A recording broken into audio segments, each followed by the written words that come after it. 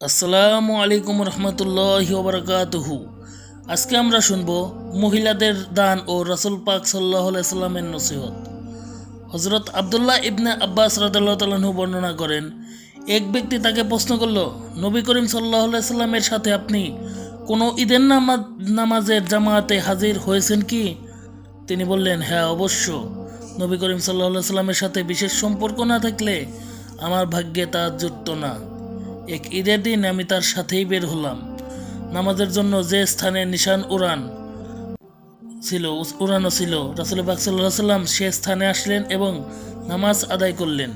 অতঃপর খুতবা পাঠ করলেন। রাসূল পাক সাল্লাল্লাহু আলাইহি সাল্লামের ধারণা হলো পিছনে বসা মহিলাগণ হয়তো তার খুতবা শুনতে পায়নি। এ ভেবে তিনি বেলাল রাদিয়াল্লাহু তাআলা আনহুকে সাথে নিয়ে তাদের কাছে চলে গেলেন। এরপর মহিলাদেরকে নসিহত করলেন এবং আল্লাহর রাস্তায় খরচ করার জন্য আহ্বান জানালেন। রাসূল পাক সাল্লাল্লাহু আলাইহি সাল্লাম মহিলাদেরকে দানের প্রতি পুনরায় উৎসাহ দিলেন এবং বললেন, আমার পিতামাতা তোমাদের কল্যাণের জন্য উৎসর্গকৃত। মহিলারা তার আহ্বানে সাড়া দিয়ে তাদের অলঙ্কারাদি খুলে দিতে লাগলো আর হযরত বেলাল রাদিয়াল্লাহু তাআলা আনহু ওইগুলো সংগ্রহ করতে লাগলেন।